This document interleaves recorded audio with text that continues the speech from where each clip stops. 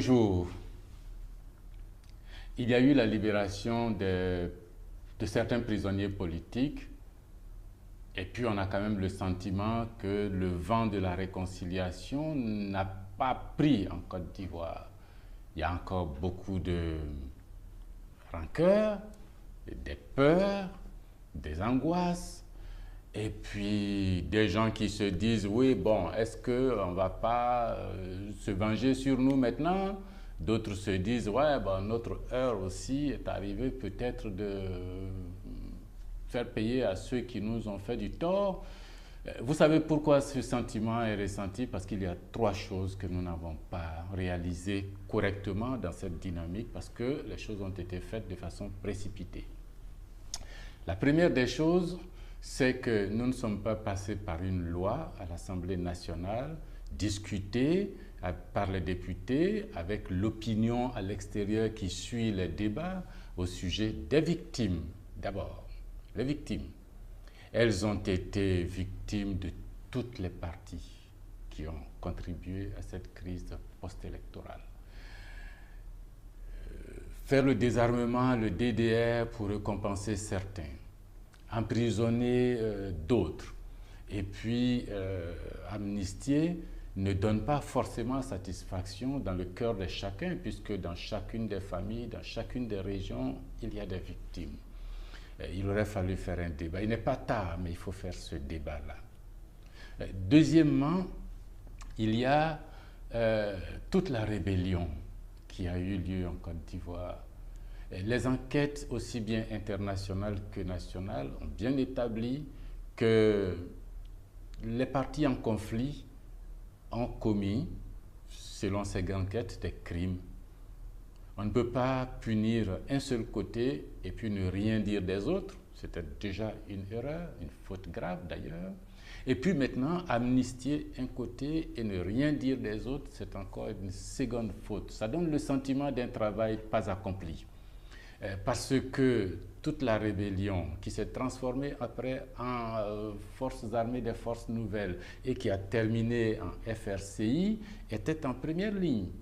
Ces soldats, ces combattants qui n'ont pas été punis, qui au contraire ont été récompensés, sont en train de se demander, bon, est-ce qu'après un changement de régime, nous n'allons pas être punis? Parce que l'amnistie ne parle pas de nous. Il aurait fallu une loi pour discuter globalement de tous les intervenants dans cette crise post-électorale et de voir comment purger, quels mots adresser aux victimes, quelle remontrance faire aux rebelles et puis quel réconfort apporter à ceux qui sortent de prison parce que ça fait beaucoup de traitements inégaux. Troisièmement, il y a les militaires encore en prison.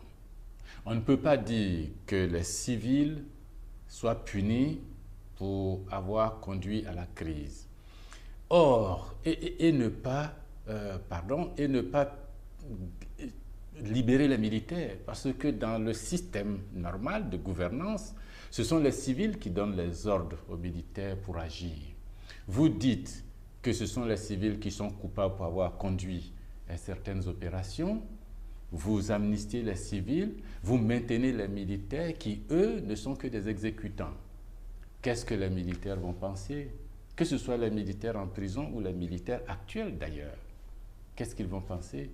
Les civils nous conduisent et puis après, quand il y a des problèmes, ils se libèrent entre eux et nous maintiennent en prison. Pendant toute la crise post-électorale, nous avons commis cette erreur de séparer les discussions, les négociations entre les politiques des négociations militaires.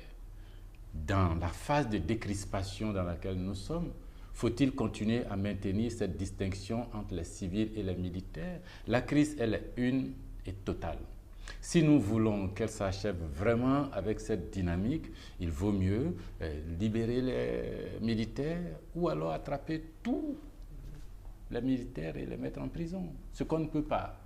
Si on veut la décrispation, il faut parler des victimes, il faut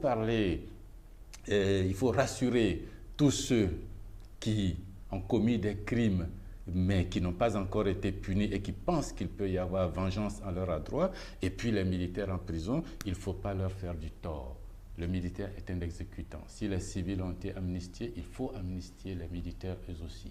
Sinon, on n'a pas encore sur le chemin de la réconciliation, sur le chemin de la paix, sur le chemin de la justice. Il faut être équitable dans le traitement des hommes. Voilà ce qui a manqué au jeu. Si nous pouvons recorriger cela, je pense que ce serait une bonne chose. Moi, j'avais dit déjà en avril 2011 au président Ouattara, il ne faut pas être le président d'un quartier de la Côte d'Ivoire contre un autre quartier de la Côte d'Ivoire. Bien sûr, à l'époque, on m'a crié dessus. Nous voilà au pied du mur. On ne peut pas gérer la Côte d'Ivoire comme si on était le président d'un camp contre un autre. Un président de la République rassemble, en tout cas, c'est ce que je serai moi, président de la République. Rassembler, traiter des inégaux de façon égale. C'est ça, le principe de justice. Revenons à l'état de droit. Si vous pensez que ce discours peut aller à la réconciliation, peut apaiser les cœurs et les esprits, likez et puis partagez, parce que c'est un point crucial de l'histoire de notre développement. Je vous remercie et partagez. Merci.